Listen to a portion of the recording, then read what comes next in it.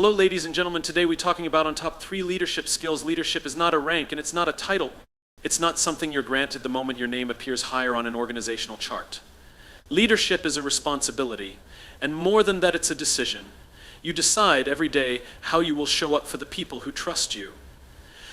And the core of that decision, the foundation it must rest on, is purpose, not power. Power can move bodies, but purpose moves hearts. When you lead with power, you may get compliance, but when you lead with purpose, you earn commitment. And that difference is massive. Think about the best leaders you've encountered. Were they the ones who barked orders, who micromanaged every detail, who demanded authority with their voice?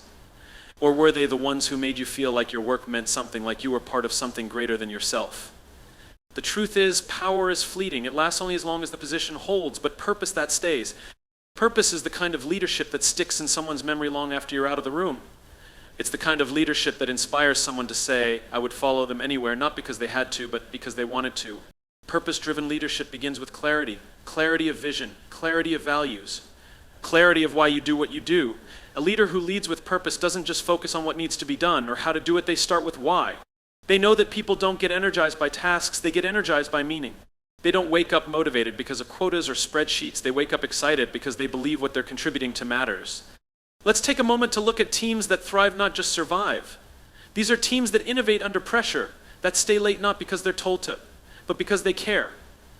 These are teams that challenge each other, support each other, and grow together. What drives that behavior? It's not the fear of a superior, it's the presence of shared purpose. That's what builds loyalty, that's what builds culture. When leaders lead with power, the unspoken message is, do what I say because I'm in charge. But when leaders lead with purpose, the message is, let's do something meaningful together. The difference isn't subtle, it's seismic. One shuts down trust, the other builds it. One suppresses creativity, the other unlocks it. And here's what's even more important. People can sense it. They can tell if your motivation is status or service. They can tell if your goal is control or contribution. When you lead with power, your team might nod in agreement, but they're disengaging inside. When you lead with purpose, your team doesn't just execute, they elevate. There's a reason people will cross oceans for a cause, but barely move for a command.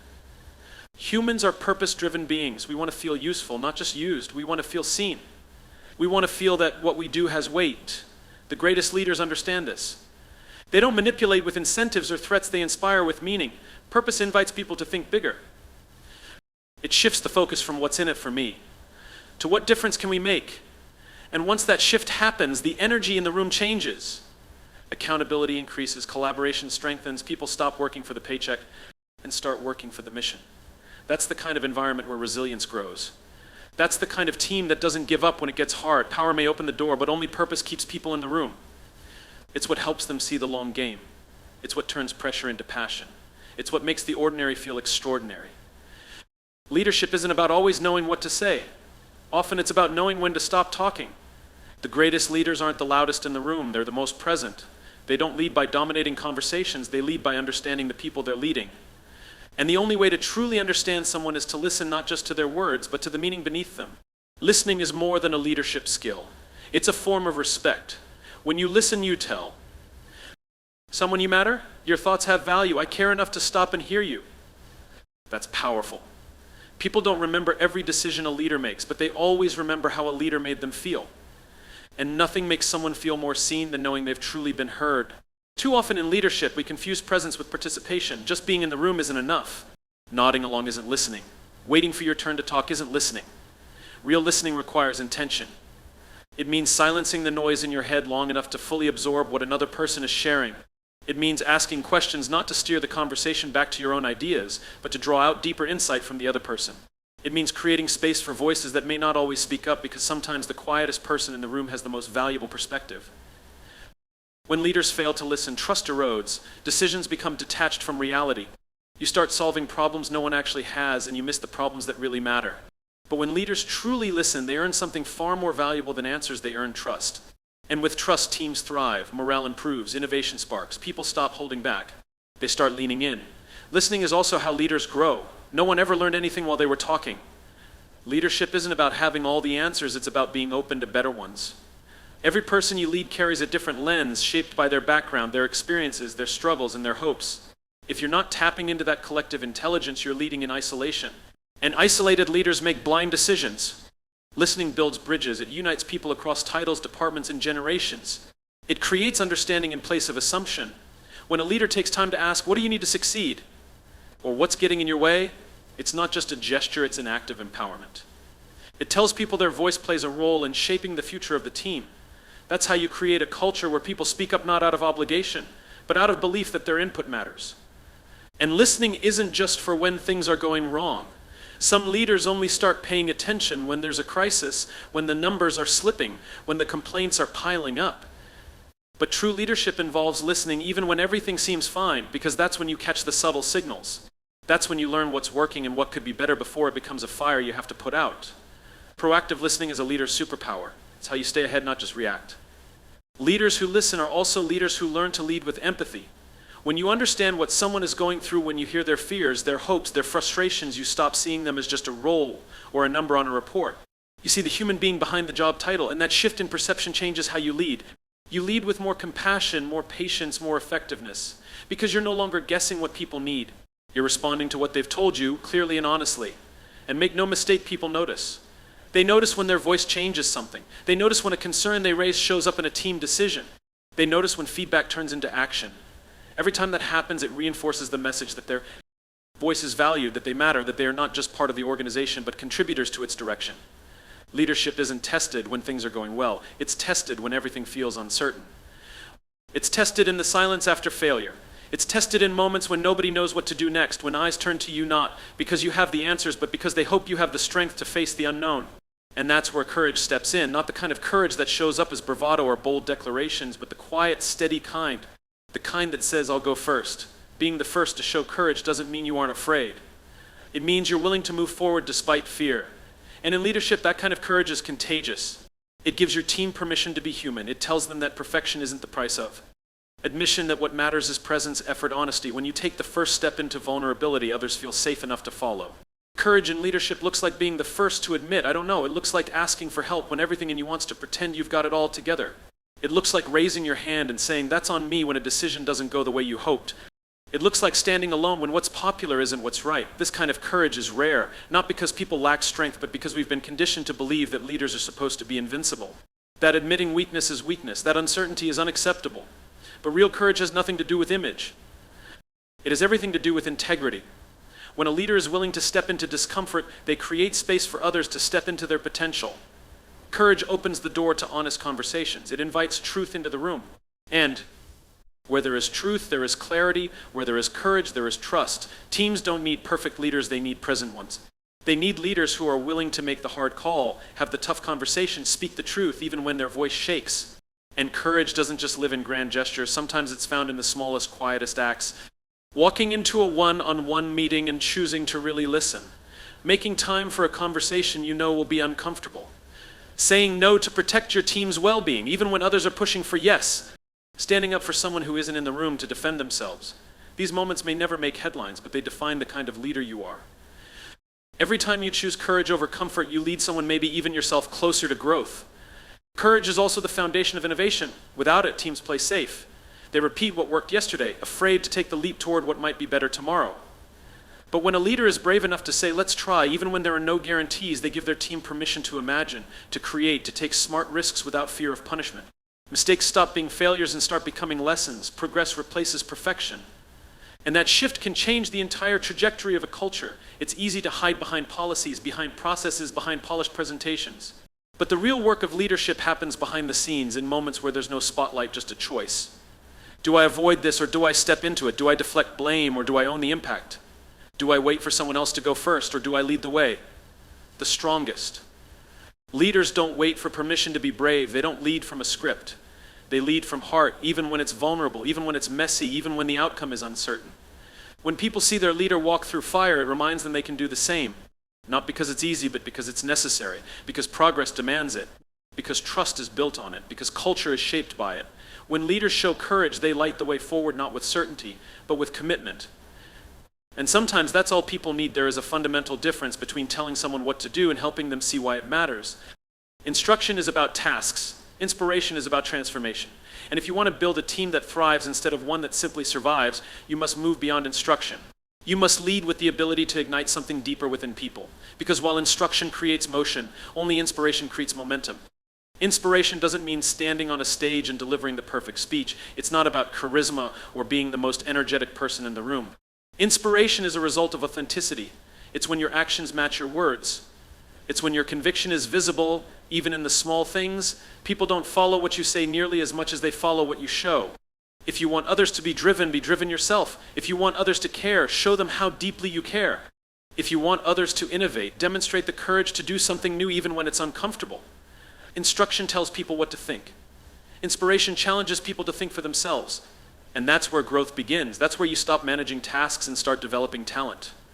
Leaders who inspire aren't obsessed with compliance, they're committed to contribution. They don't just want people to do the job, they want people to feel pride in doing it well.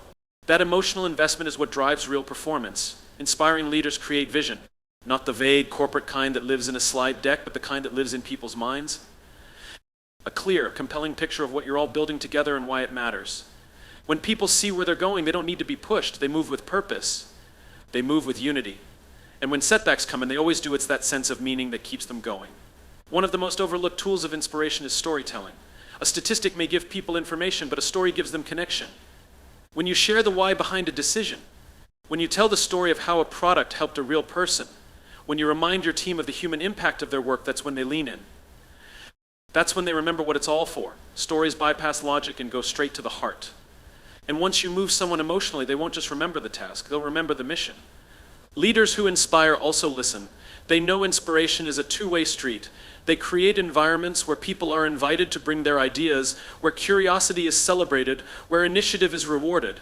They don't just give answers, they ask powerful questions. What do you see that I don't? What would you try if you weren't afraid to fail? What could we do better? These questions don't just engage the brain, they awaken the soul. They tell people their voice matters. And when people feel heard, they're more likely to hear your message in return. Inspiration doesn't always show up with fireworks. Sometimes it looks like consistency. It looks like being the steady hand in chaos. It looks like a quiet moment of encouragement. It looks like showing up every single day with integrity, empathy, and belief, not just in the mission, but in the people carrying it forward. Leadership is not about getting the most out of people, it's about giving the most to them. Somewhere along the way, the language of business began to blur the lines between humans and results. Metrics replaced meaning. Spreadsheets became more important than stories. People became resources, inputs in an equation. But the truth is, performance doesn't come from pressure, it comes from people who feel safe, seen, and supported. And the leaders who understand that don't just create high-performing teams, they create loyal, resilient, purpose-driven ones. When you focus solely on performance, you risk treating people like machines. You monitor outputs. You set benchmarks, you evaluate efficiency, and yes, performance matters, but it must never come at the expense of the person behind the role. When people feel like they're only valued for what they produce, they disengage emotionally. They do the job, but the spark is missing.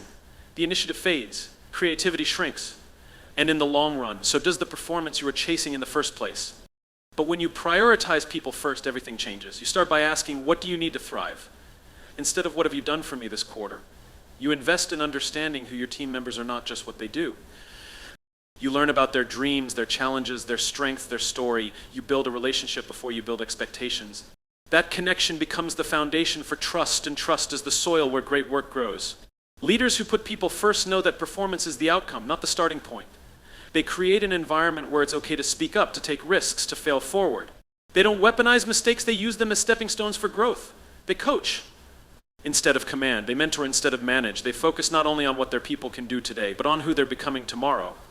And it's not about being soft, it's about being strong enough to care.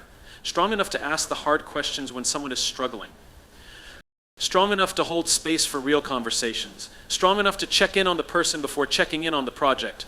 Because leadership isn't about perfection, it's about presence. It's about showing up consistently, especially when someone on your team needs more than just direction. They need your belief in them. They need your humanity. Culture starts at the top. If people feel like they're only as good as their last performance review, you'll get compliance but not commitment. You'll get silence, not contribution. But if people know their worth isn't tied to a number, they'll show up with courage. They'll take ownership not because they're afraid, but because they care. They'll put their heart into their work because they know their leader sees the heart behind their effort. People-first leadership means celebrating the process, not just the product. It means recognizing the small wins, the invisible labor, the quiet acts of support that often go unnoticed. It means asking not only what did you do, but how did you grow? It means knowing when to push and when to pause, when to challenge and when to check in, when to stretch someone's limits and when to give them space to heal, recover, and reset. And when crisis hits, when the pressure is high and the margins are thin, that's when this kind of leadership proves its worth. Teams that are built on performance alone often fracture under pressure. Teams that are built on trust, empathy, and mutual respect, those teams bend, but they don't break. They support each other. They adapt. They endure. Because they know they're not just there to meet goals. They're there for one another. People are not a means to an end. They are the point. They're the heartbeat of every vision, every strategy, every success story. And when leaders choose to see their people as more than just performers, when they choose to prioritize connection over control, relationships over results, they unlock a deeper level of engagement, loyalty, and fulfillment that no key can ever fully capture. There comes a moment in every leader's journey when they realize that their worth cannot be measured by titles, salaries, or accolades. It doesn't come during the highlight reels or award ceremonies. It comes in the quiet spaces, in the conversations that echo long after you leave a room, and the impact you made without even realizing it, in the stories others tell about who you were, not just what you did. That's the difference between building a resume and building a legacy. A resume is built through accomplishments. It's a list of what you've done. But a legacy is built through influence. It's a reflection of who you've been. A resume fades with time, but a legacy outlives you. It's etched into the culture you shaped, the lives you touched, the principles you stood for when it would have been easier not to. Resumes are read, legacies are remembered. Leadership that's obsessed with status plays a short game. It asks, how can I be noticed? Legacy-minded leadership plays a longer, deeper game. It asks, how can I leave something better than I found it? The difference lies in the motivation. If your goal is to be impressive, you might rise quickly, but you'll leave behind a shallow footprint. If your goal is to be impactful, your influence may take longer to build, but it will be lasting, and it will be real. The leaders who leave legacies don't need the spotlight because their work is rooted in purpose. They understand that success isn't just climbing the ladder, it's about lifting others as you go.